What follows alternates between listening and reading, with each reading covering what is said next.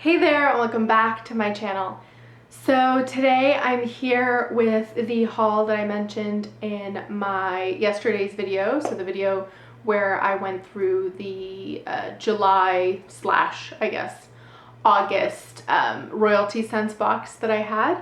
But I mentioned in that one because we talked about Creed Spring Flower, and that was the fragrance. If you haven't checked out the video already, that was a fragrance that Creed had, way back created with Audrey Hepburn as the muse. So I mentioned in that one that I'd also recently picked up one of the other fragrances, and this is going to be a haul, half first impressions, half just haul, because these were two fragrances that, again, I was running errands and I saw incredibly on sale, which I would have picked up one of them at some point, but I was just waiting for the right moment because it was never really on an incredible sale anyway, so I thought I might as well wait, and the other one was just next to it and it was on sale. So I thought I'd pick them up. So one of them, and the one I'll start with, is the one I've already smelled before, and it's the other fragrance that was created with Audrey Hepburn as a muse. So I'm sure a lot of you already know, but if you don't already, this is L'Interdit by Givenchy, and original formula was created not for purchase, it wasn't for sale, was created for Audrey Hepburn because Givenchy was hugely inspired and worked so many years with Audrey Hepburn for both, her personal closet, but also with the projects that she did and the films that she did. And I'm a huge Audrey Hepburn fan, so I probably know too much. But anyways, this was a fragrance that he had made specifically for her, and she loved it. And when he'd asked if he could, sell it to the masses, basically she said, c'est interdit, which means like, I forbid you, or it's forbidden. Probably somewhat in jest, I don't know, who knows. But anyways, he did it. And I never tried the original formula. Well, I wasn't alive when it came out, but I had never, tried it out or bought a vintage bottle or anything like that. But when it came back, I tried it out. And this is obviously, from what I've heard from people that have tried an updated version, slightly more woody apparently, but it isn't so far-fetched that it's a totally different fragrance. And I've really liked it. I've tried the eau de parfum and the eau de toilette. I think I always just wanted the eau de parfum, and I found it on sale. So, we will try it together, but I already know I love it. And it has jasmine, tuberose, orange blossom, patchouli, and vetiver, I think is what it listed on Fragrantica. But anyways, this is what it looks like. I have the large bottle, the 80 ml, and I'm really happy to have picked it up. Again, we will try it. I already know what it smells like, but I have really liked it. Yeah, I just really like it. The tuberose in this is very bubblegummy, kind of grapey bubble, and the orange blossom is grapey, which is a lovely combination to have. I love, not always, but I do really love orange blossom always, and I do like it sometimes when it gets grapey. I think it's really fun. I like orange blossom in all of its forms, but it is fun when it gets grapey, and tuberose can get very sweet and bubblegummy. Again, not always, but this is kind of to my nose, a combination of both of those florals doing both of those things. So I personally get, and I'll spray, because there's only two today, I'll spray them on each arm. Yeah, it definitely gets grapey and bubblegummy. It's sweet and floral. The patchouli in this, because I've worn this, not this exact bottle, but when I've tried it, I've worn it, seen the dry down a bunch of times. Personally, I don't get a strong patchouli at all.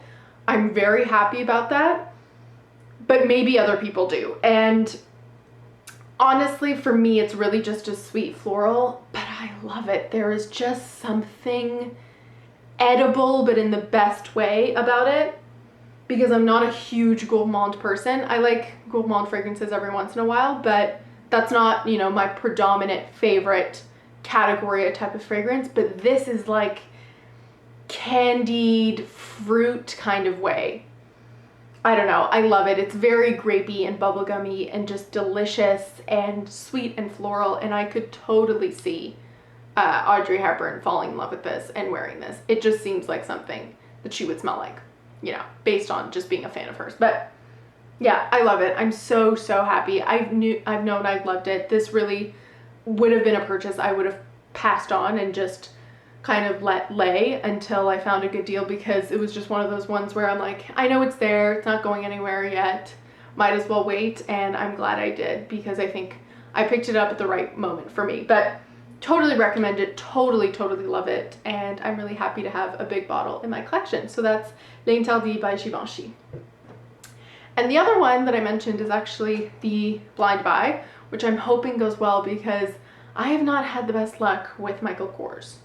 I don't know if I've ever had an amazing fragrance. I think at best I've just had a okay experience, but this one, I read a lot about it and it seemed like a good fit. We will see together. But this has orange blossom, carnation, Tahitian tiare flower, and amber. But I did read, which are all great. I did read in the notes that a lot of people felt like it had something that was giving it a powderiness and a cleanness, which I was totally down for. People guessed maybe it was, you know, like heliotrope or something in that family. Oh, I didn't even mention what it was. Michael Kors Wonderlust Sublime. So it's one of the flankers of Wonderlust. I've never tried the original, but that it basically has a clean, slightly powderiness to it, which I was totally down for, and that's kind of what convinced me, other than the fact that it was on sale, to try it out. So this is the 50 ml, and it's, you know, it's an okay bottle, and we will discover it together. I really hope I like it. Okay, it's one, the cardboard's a bit thick on that one, so I'm gonna spray it on my arm to really get a good read. All right, this one, it's weird because I don't really get, like, there's no citruses listed, but I do get a citrusy opening. I get a very small touch of carnation because it's easy to pick that up. It's a spicy flower, but it's not super deep. It's definitely ambery. It's an ambery fragrance with some florals. And I know it doesn't list citrus, but personally, I do get some citrus in there. It's a fresh, slightly, you know, tart, citrusy opening. And it's a really beautiful amber. The amber is very much like a lush amber, which I like. I really do like. It's sexy. It's definitely sexy. I don't get a powderiness to it yet.